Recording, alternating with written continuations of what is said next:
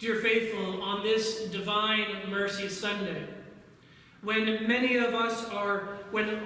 all of us are gathered in our homes, gathered together and sort of sequestered, facing all of the fear of the things going on around us, this divine mercy and this gospel that I have just declared to you speaks of the mercy and the peace that God desires to share with you, to share with me, to share with the world. On this Divine Mercy Sunday, it is probably very easy for many of us to know all of the reasons of the origin of Divine Mercy Sunday, the devotions that St. John Paul II had to St. Faustina, of the apparitions that gave to her this image of the Divine Mercy, of the diary that she kept. Many of you probably know and regularly pray the Chaplet of Divine Mercy.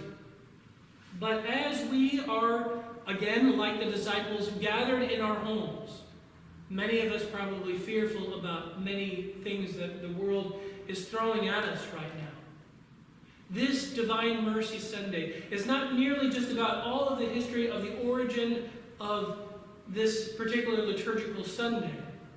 It is the story of God's gift of grace. It is the story of God's mercy. And in order to be able to understand that merciful gift of what God is giving to us, it's not only important for us to know all of the stats and figures and history and dogma that is related to this Divine Mercy Sunday, but it has to begin with recognizing mercy in our own hearts, recognizing the meaning of mercy in our own lives. Mercy is indeed that thing that probably many of us have experienced in the course of our life.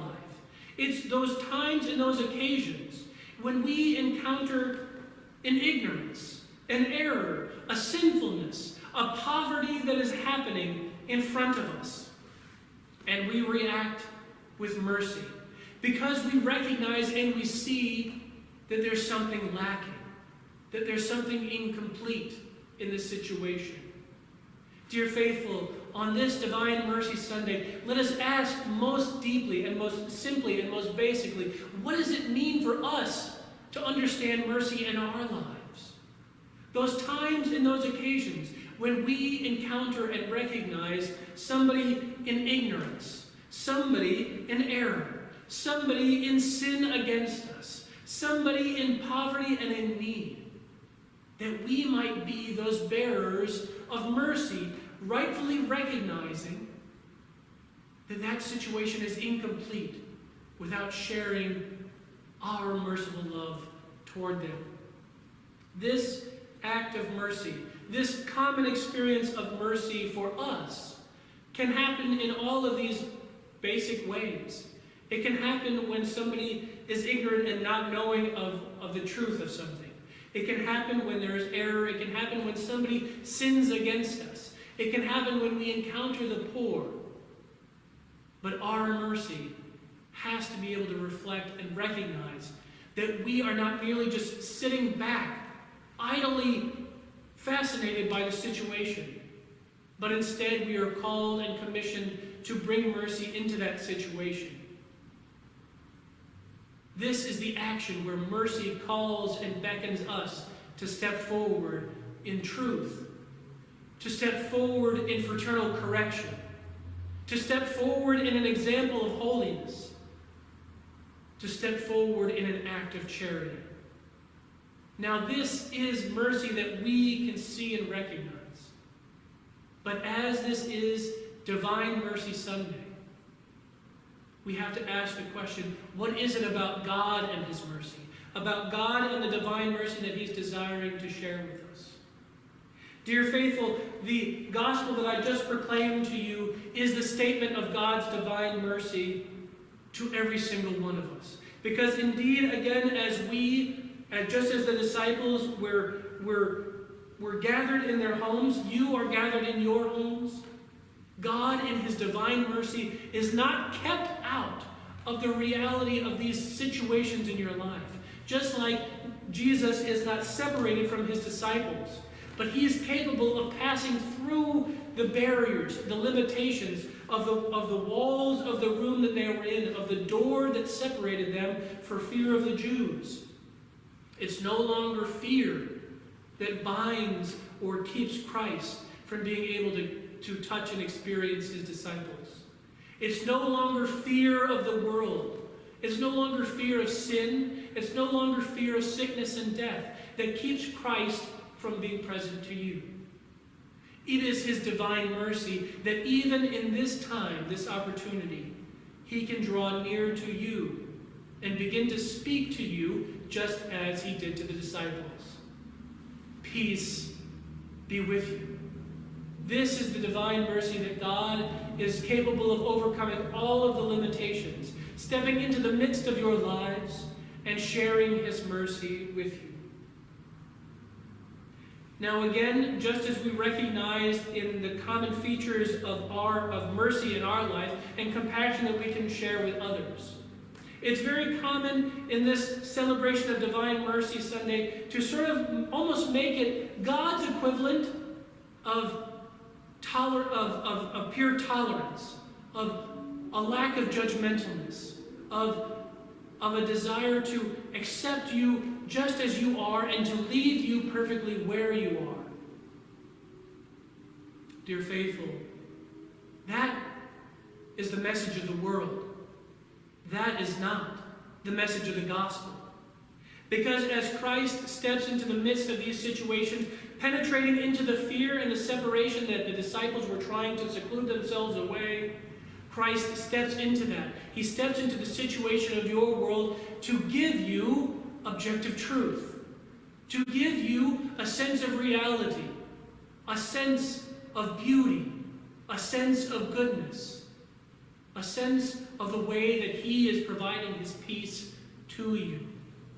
Dear faithful, on this Divine Mercy Sunday, mercy that God shares with us is not moral indifferentism. It's not, tolerance for tolerance sake. It's not just an acceptance of the things that we go through. It's the objective reality that God is the one who recognizes all the things that afflict us, all of the ignorance that darkens our minds, all of the errors that lead to struggle and strife with our God and with our brothers and sisters, all of the sin that cuts us off deep within our own lives from deep relationship to God and to our brothers and sisters. It's even God's willingness to recognize that in our poverty, he's willing to share his richness with you. This is the divine mercy, that God draws near to us so that he might effect the change in us, so that he might, in his merciful love, hold out the light of the standard of his cross and draw us to his beauty, to his truth, to his goodness.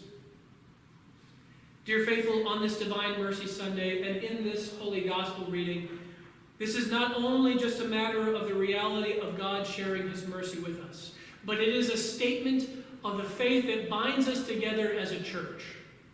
Because, once again, as we are the mystical body of Christ, gathered in our households, gathered where you are, Christ is the one who binds and unites us in the common faith that we have.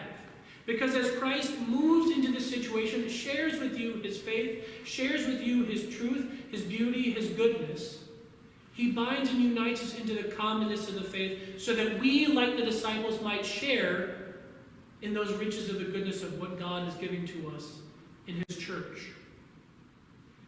But it's also very common in our church to experience those who doubt, just as Thomas. There might be a member of our family who's beginning to question their commitments to the faith. There may be somebody who's desiring in your family to ask the question, do I really want to be committed to this? I don't see the church providing the kind of things, or God providing the things that I want and I need and I desire. There can be all of these elements of doubt. It may even be welling up in your own heart and your own mind and your own soul. Are you harboring that sense of doubt like Thomas?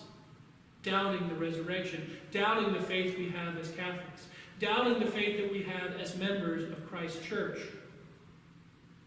Well, I want to encourage you. Because even if that is happening in your family, even if that is happening to you, Christ on this Divine Mercy Sunday is desiring to step into the midst of your life, your fear, your uncertainty, your doubt, your ignorance, your error, your sin, your poverty, to step into that and be able to speak to you, peace be with you. When he does that, he then opens his hands, his feet, and his side to show you that it is through the cross, that it is through the sacrifice, that it is through the hardship of what he has endured that he's beginning to foster faith in you, in me, and in the disciples, in the midst of your family. Dear faithful, as we go through this Divine Mercy Sunday, do not be discouraged, but know that it is principally this identity of the church, that there can be doubt, but that when there is doubt, draw near to the sacrifice of Christ and say, am I desiring to conform everything to my imagination, my heart, my expectations? Or am I more willing to place myself in the one who sacrificed himself for me? And then be able to recognize that he's speaking his peace to you. In that way, he is sharing his mercy. He is sharing the truth that scatters all darkness of ignorance. He is the one who instructs with true authority and guides us out of our errors into the pathway of life. He is the one who scatters the darkness of sin in our lives that separates us and gives us that holy pathway and purpose of life. It is him, in his mercy, that shows to us the objective truth of the poverty of our lives, that he might share with us his richness. Now there is a call with that. His divine mercy means that it shows to us the light of truth. It shows to us the true grandeur of beauty. It shows to us the true moral qualities of our life in goodness. But this is the divine mercy of God, that he never tires informing us after his sacred heart. Because in that heart, he's pouring out for me and you the waters of baptism, the gift of his Eucharist. He steps into this situation to share his divine mercy with us and call us back to that banquet feast, where he is willing to give us his life, and that finally, as the church, we might be able to declare with Thomas, my Lord and my God.